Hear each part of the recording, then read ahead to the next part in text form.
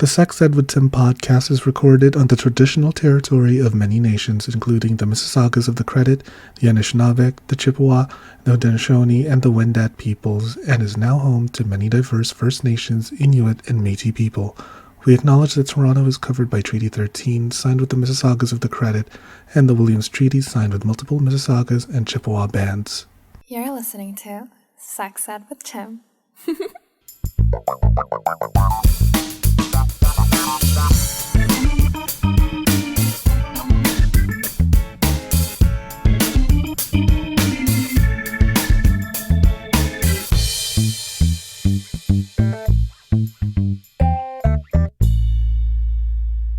Here we have liftoff.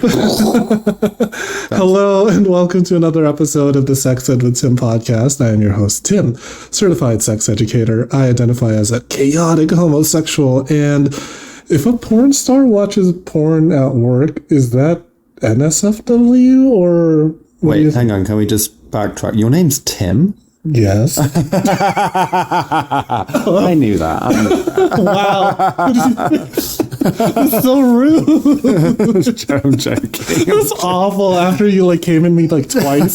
Twice? I know. Wow, that is awful. No, I knew that. Thank you. I was like... You said open with a joke. Oh, me, I'm the joke. What was the question again? I don't even know. If a porn star... No, if you watch porn at work... No, if you're a porn star and you're watching porn at work, is that considered NSFW, not safe for work? Or is it technically safe for work? That is very much safe for work. Do you know what? Porn comes up on my phone all the time, especially on Twitter. No pun intended. Comes on your phone. It comes on my phone. Honestly, I've got to keep wiping my phone clean all the while. Sticky. It's sticky. I won't start doing regional accents. Sticky. You were just doing so many accents just before we hit record. We were navigating Birmingham. Bab. We were navigating our way around the UK, one accent at the time. Yeah, it truly felt like I was on a first class trip around the UK. First class trip, not with me. It's a second class trip with this trash can. Honestly, I'm like a garbage truck. No, I mean... What do you mean? No, it was great. Is it self-deprecating? Am I using that where you kind of just talk trash about yourself? Yeah, self-deprecating. Yeah. That's quite a big word for me. Is it? Yeah, I'm uneducated. How uneducated are you? Okay, so I'll tell you what. In school, in the UK, you do your GCSEs that take you to their exams that take you to the age of 16. And then the age of 17 and 18, you do exams called A-levels. But of course, at that point, I'd learnt to drive. And I was only an hour away from one of the UK's largest theme parks. Yeah. So rather than driving to school, I drove to the theme park. And I was doing the light twice a week kind of thing. And then I'd go to the shopping malls and stuff. So, of course, I just kind of missed out my education because I was too busy driving around, burning up fuel and ruining the environment. But I'm making up for it now by recycling. And when I say recycling, I just douche once per day. And reuse the water from the douche. Well, people can just fuck me as many times they want then. True. That's so environmentally conscious of you. Honestly. And you're reducing your carbon footprint. I'm trying to. Yeah, that's great. Wait, hold on. We haven't even introduced you to the audience. Oh, hello everybody. We are 3 minutes and 20 seconds in, and this podcast is only 3 minutes and 30. I'm Drew Dixon. Bye. No, Drew, come back. No, you're not done. You stop. No. We're literally recording this freshly fucked. Yeah. As I've done in other episodes. But to those of you that don't know, this is the porn star extraordinaire. We're celebrating, 5 years of you in the industry? 5 years of the industry from today. So 5 years ago today, on the 17th of September 2017, wow. I filmed my first studio scene. Okay, Drew Dixon, everybody. Give him a round of applause if you're... You guys clap. You guys clap. Normally I just get the clap. All right, so I don't. I'm good. I'm good. I get tested at least once a month. you've gotten the. I just gave you the clap. Sorry. No. So Drew, you have been in porn for 5 years, which is amazing, and I have had the honor of being your partner here in this very bed in this random hotel here in Toronto, and you're nothing like you are in the videos. I'd say you're better. Oh, really? I think you're so much better, like in person than when I masturbate to your videos. It is. Well, you know, porn is very much performance based. You know, I'm like, 5 years in, I'm very aware of where the cameras are, where the lighting is, where the people are, where my angles are. Am I opening up to the camera? Can you see the penetration shots? Am I making too much noise? Am I not making enough noise? Is my my partner, is he making enough noise? Because if he's not making enough noise, I've then got to compensate for that. Someone's not pulling their weight. Oh my God. So there's a lot of things to think about. So you become very kind of, it is mechanical. People say, it's enjoyable. Don't get me wrong. There's a penis in my hole. What's not enjoyable about that? But there's a lot to think about. Whereas in these environments, in four walls, when there's no cameras on, there's a lot of things that I enjoy. There's a lot of intimacy that I enjoy that doesn't go on camera because it doesn't read well, and the audience don't necessarily always want to see the touching and the smelling and the tasting and the kissing and stuff and heavy breathing and the indulgenceness of sex. That's not a word. Indulgence. It is now. It is now. If Drew said it, it's a word. Put it in the dictionary. Emphasis on dick. Dick. Oh. And what is it about real life sex, or at least particularly sex with me, that you enjoyed more than sex? Well, you can really spread your legs open, honestly. I am flexible. I am spread you like a pancake. That's a terrible analogy. No, hang on. I was thinking, when you pour pancake mix into a pan and you use like a knife to spread it thin? Like a crepe. I'm spreading like a crepe. And then I'm gonna roll you in sugar and honey. No, I mean like we are going Quebecois right now. Oui, monsieur. I don't know French. Do you like a sweet or savory crepe?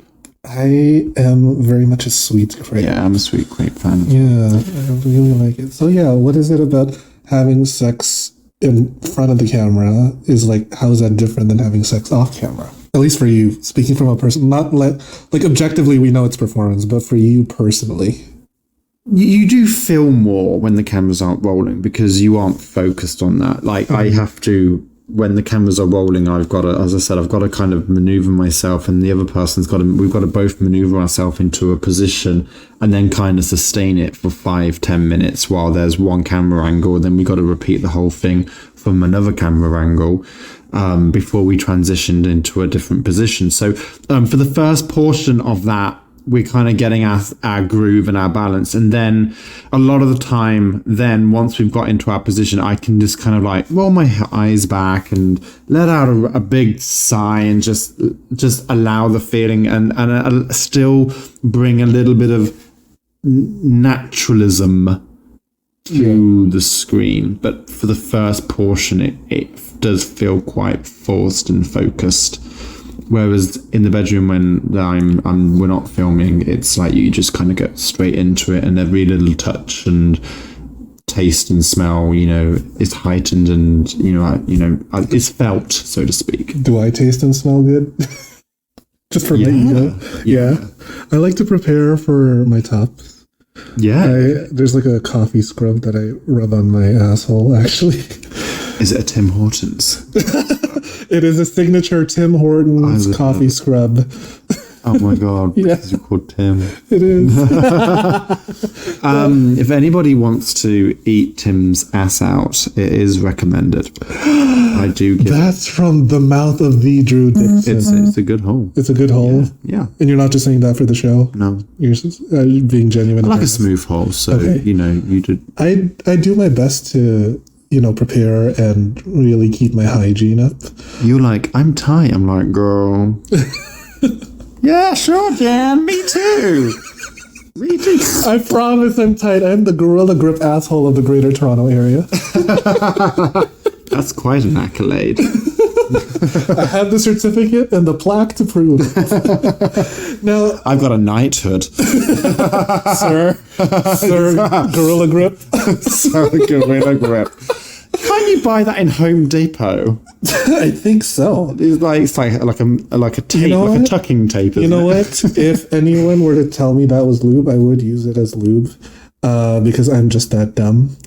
I don't think I've told you, but I accidentally mistook menthol crystals as Epsom salts. Oh. So just imagine the burning, cold, like, sensation from, like, those icy hot, like, painkiller kind of things.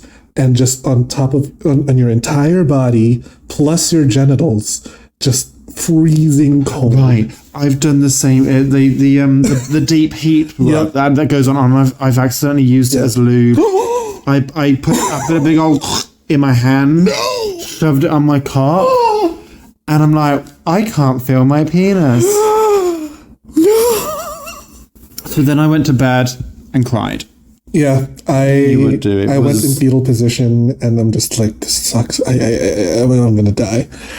You've got two very stupid aquariums here, people. We're just stupid. We'll be right back after this commercial break. Yes! Hey, you sick motherfuckers! I've got a special treat for you. Need a new toy to spice up your sex life? Head over to loveshop.ca/sexedwithtim and get yourself a cock ring, a dildo, a vibrator, or even a life-sized sex doll.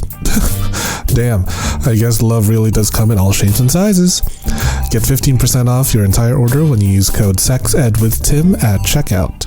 They're shipping to all of Canada and the United States because North America is horny.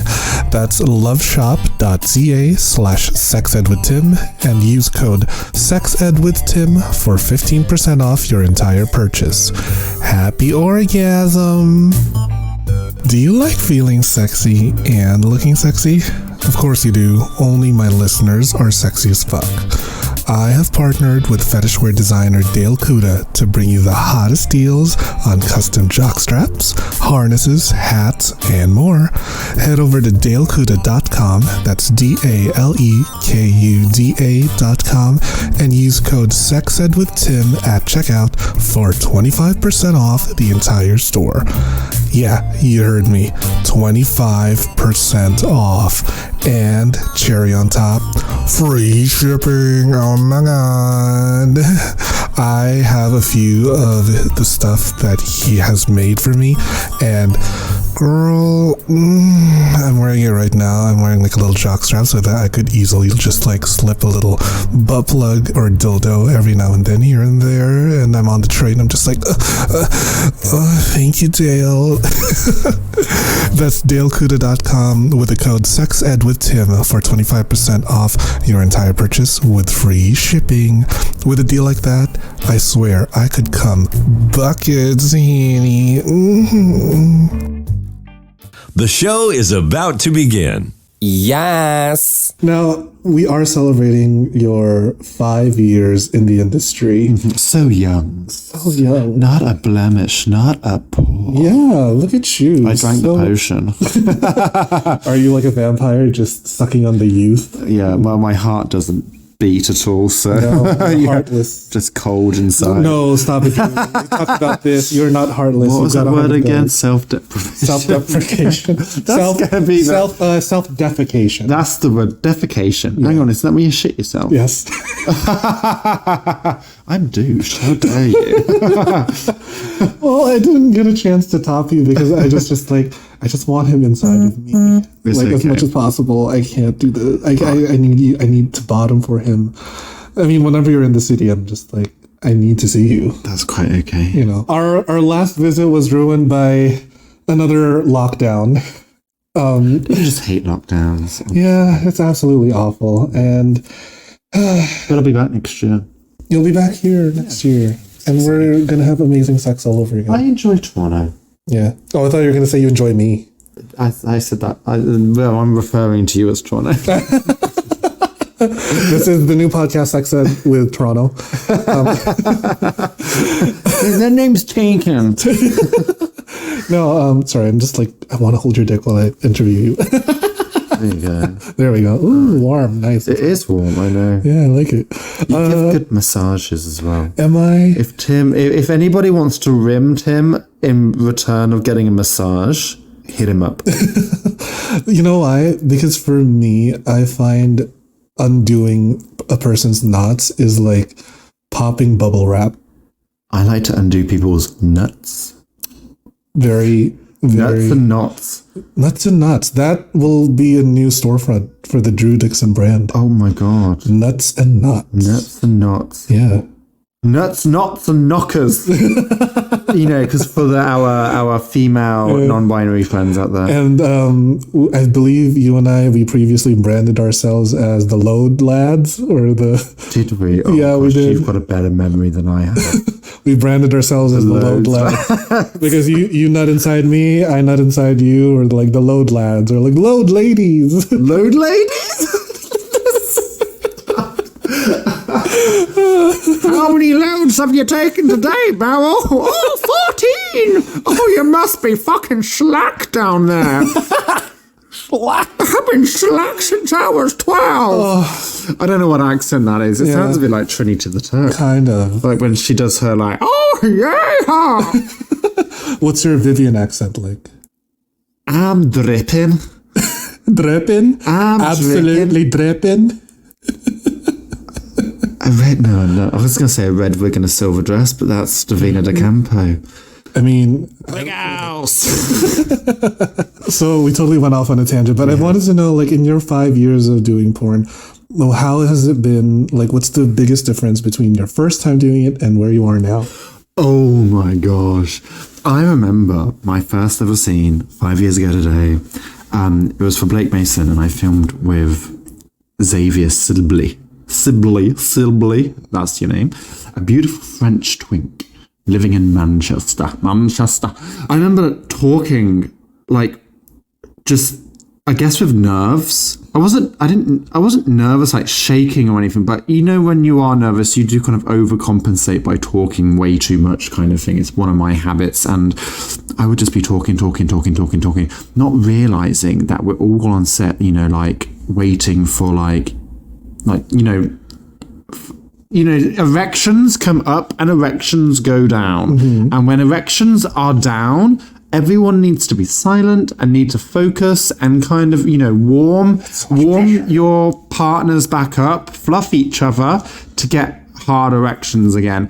But I wasn't kind of really focused on that. I was just chatting and making jokes and laughing and doing that. And I didn't realize that, you know, it was really putting off my scene partner. Now I go into production and everything is just so focused, and I know my positions. I know how I'm going to come. I there's more of a collaboration process with the directors, the camera crew about what's going to look good, what's not going to look good. I'm just ready. I turn up and I'm ready. I know exactly my way around set. I know my camera angles. As I said, I know my body. I know what looks good and what doesn't look good on camera. I do too. Yeah, exactly. And I feel like that's just it's just trial and error. Mm-hmm. That's what I tell everybody. Everybody's like, how do you get into the industry? I'm like, trial and error. It's like any business. This is a full-time job. You know, you're self-employed. You know, no one spoon feeds you in this job. Aww. So no one holds your hand. You have to figure it out yourself. And the most rewarding way of doing it is trying something. And if it doesn't work, you try something else. And I sit back and I watch all my content. I watch all my films and I analyze and work my way through them. What are some of the most valuable lessons you've learned while in the industry? Whether it be porn or escorting? To listen to people. Mm-hmm. I really sit back and listen to people. Because that way, there's a lot of people, there's a lot of ego. There's so much ego in this industry. There's a lot of ego in the gay community. There's just a lot of ego in society in general. And we were talking about, social media, just anyone's social media. You only post the good stuff on social media. You post the bits that people want to see. You don't post the bad bits. So it puts a lot of pressure on us as a society and as a community to always do one better or be better than others, when really you've got to kind of just focus on yourself, stay in your lane and celebrate your own success. So there's a lot of ego, and to combat that, rather than me contributing to all of it, I just sit back and I listen.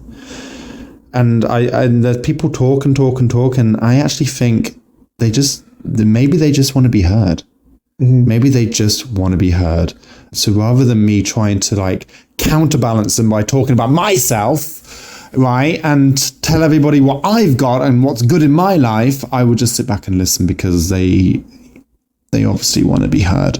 And I learn from that and I grow. And I apply that to my life. What are some of the things that you've learned through listening?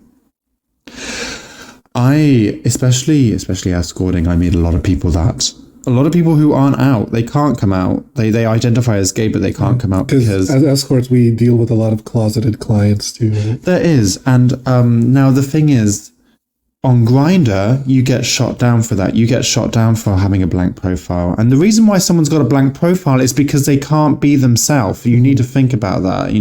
They're hiding behind a blank profile because they can't be out because of what their religion or their cultural backgrounds or their family might think or their workplace might think or whatever it is. And not just in this country, but I've been to loads of different countries in the last 12 months. And different countries have been loads in you. Exactly. I've visited Singapore and Singapore visited me. It's just, there's a lot of people that they can't be out. And what I realize is, how lucky we have it here in Canada, in the UK, in the US, in Australia. There's so many places where, especially in big cities, big cosmopolitan cities, liberal cities, we are moving forward so much. But at the same time, the further we're moving forward and as liberated as we are and the growth that we're getting as a community, there are places that haven't moved one step. So we're just leaving them behind. So this sort of pride gap is widening or lengthening. It is in one respect, because there's still things to fight for, and there's still acceptance to be had. But we also have, compared to the generation before us and before them, the ones that fought and marched those parades, Stonewall, all the everything that's happened before us. They've done that to give us what we've got. Now, what we have to now work hard for the next generation. And I said, for those from all the people all around the world that, they're still fighting for their rights or they don't have any. I do have some hope, in the sense that, for example, I look at my in the UK, my nieces who are currently 7 and 10 years old in their primary school. In their primary school hall, they've got a big wall, a permanent display of pride, of he, him, she, her, they, them, and it's a big pride board. And this is in front of children from the age of 4 until the age of 11 every single school day, and I feel like, and I know that isn't just in that one particular school, it is happening across the UK. Also, like my brother, who's a couple of years older than me, will drive around in the car with the kids in the back and he'll put RuPaul on. Like RuPaul songs, right? And my nieces, they're just kind of like bopping along, just singing and like not knowing who RuPaul really is because they're still quite young. But I'm like, they're going to grow up just accepting LGBTQ plus A as a normal part of life. As a normal part of life, not having any qualms with it. I do have hope that, even though there's still a lot of hardships in our generation, there is it's going to be the next generation, and then the one after that, and the one after that, and it's just going to get easier and easier and easier. But as I said, you cannot forget and ignore or disregard those in countries that don't have the rights. I have a lot of people on my social media, like Instagram and Twitter, from various countries around the world where gay rights is or LGBT queer rights aren't legal. And they messaged me, and I wish I could respond back to everyone. It's just not possible. But I kind of think, like, you know, say someone from the Middle East, for example, messages me on Twitter, and like how maybe hard it was for them to do that. Yeah. I take a moment to think, to even comment or to send a message. They don't follow me, but they've messaged me, and they don't follow me because they can't follow my account. Because if someone finds out they're following a gay porn star and there's gay porn on Twitter, then, you know, it's just little things like that. I acknowledge, I see the message. Sometimes I reply back, but, you know, I don't always get the response. But like, it's just things like that. I'm like, there are people out there that they want to connect. They want to connect to somebody that's like-minded to them. Right. You know, that maybe understands them or something like that, and they don't have a support system in their own place, so they're reaching out for it. And I know people in my job that are like, oh God, yeah, it's really annoying, why do you keep messaging me, blah blah blah. I'm like, just have a little, just be a little bit more compassionate, I guess. Because as I said, we've got it really, really lucky. I can go down the street right now in a thong and a crop top, in a pair of high heels, not that I can walk in them, and I can, you know, fan clack, yes queen, whatever, and I can't imagine anyone would really batter an eyelid. Do you find that with a porn star of your stature, there is some sort of, I guess, responsibility of uplifting the voices of those unheard, especially within the gay community?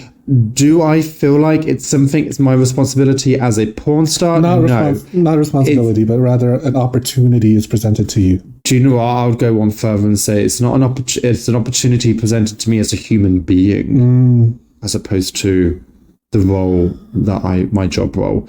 Yeah, arguably with someone who's got a large social media following, you have a platform and you have a bigger place for your voice to be heard. Yes, I do agree with that. I do. I do interact with a lot of people. A lot of people approach me. They say hi. They introduce themselves to me. You know, they watch my movies. They like my work. I do, and I like that. And I always value opportunity when someone approaches me in the street, in a bar, or wherever, and say hey. Because, you know, I grow from people, so don't deny me the opportunity to meet you. If you see me, say hi and talk to me. So, and in those interactions, I have an opportunity to just be kind and be nice and be thoughtful and listen, because there isn't enough of it in our community. There's a lot of being shunned out, being put down. You're too big, you're too small, you're not the right color, you're too old, you're too young. Your dick's not big enough. Your ass isn't big enough. Your dick is quite big. It's my penis is very just okay for me. I'm very happy with my penis. I was very happy with it. There we go. I like that. But I think going one further, as just a human being, knowing where I've been, and I am lucky. I acknowledge I am lucky. I have a supportive family that support me and my work. I have a very, very small circle of very close friends. I've worked with some very talented people. I get the opportunity. I'm completely free. I get the opportunity to travel. I completely grateful for what I have.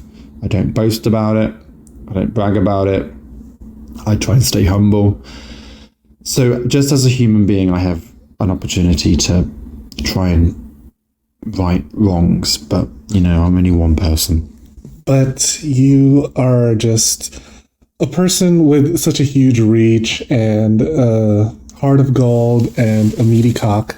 And, and I think you're doing a lot of good in the world. And I think I'm going to speak on behalf of all those unheard that thank you, Drew, for all the work that you do and the content that you create, because it does encourage freedom of self-expression and sexual liberation. And we can't thank you enough.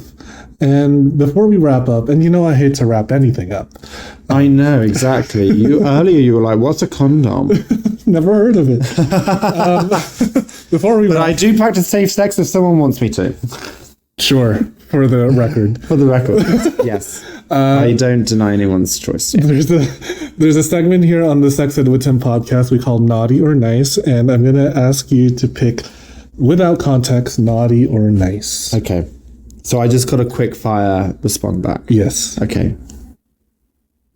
Just do you want me to go naughty or nice? Oh, okay. I want you to go nice. Nice. Okay. So a nice, wholesome question for you would be, what is something about sex that you have learned now that you wish you knew then in your blossoming gay sexuality? You don't need to come to have pleasure. Mm-hmm. Wow. That is very true. That's a bold statement. Yeah. And I tell you what, I, like many people, are like, right, coming is the end bit. That's the bit at the end, right? That's how the movie finishes. Just like the movie finishes at the cum shot, and we never find out if he ate the pizza or not. If he paid for it. If he even paid for it. Right, the student exactly. did the extra credits. Exactly. We just never know, because the end with the cum shot. Now, as a self-proclaimed power bottom, I really enjoy getting fucked. And I'm just being rimmed right now as we... Keep going. We're going to keep going. You're going to hear my voice rage. Oh my God. As a bottom, I enjoy taking someone's dick. I enjoy that dick in my ass. I don't want to touch my cock. I want to just put my hands behind my head and just feel him inside me. I want all the feeling in all the sensitive parts. I don't want to get distracted by having to try and jack off and come. Less is more. I do find sometimes people, especially when you're having sex, you want to be fucking and twisting nipples and biting fingers and doing all these different things. I'm like, just do one thing at a time. Enjoy every single part of the body isolated. It doesn't always have to be trying to oversensitize everything at one go. And as I said, I don't need to. If someone fucks me and they come and they're like, do you want to come? Like, no, I'm good. I felt good. I had a great time. I don't need to come to have enjoy myself. So. As I'm back here, bringing you to high heaven. Oh, sounds a bit echoey down there. Ask you to make lick your butt, and plug away anything you want the audience to find. Well, if you're listening, you can find all my created content on onlyfans.com/Drew Dixon XXX, or just for .fans/Drew Dixon XXX. And you'll find my Rentmen profile on rent.men/Drew Dixon. And you'll probably also find my phone number in most bathroom stalls. Thank you, Drew. Listening that made it this far into this chaotic ass episode. Thank you for listening to another episode of the Sex Ed with Tim podcast, and I will see you all at the next one. And I'm gonna keep going down on Drew. Next up, Drew Dixon ASMR.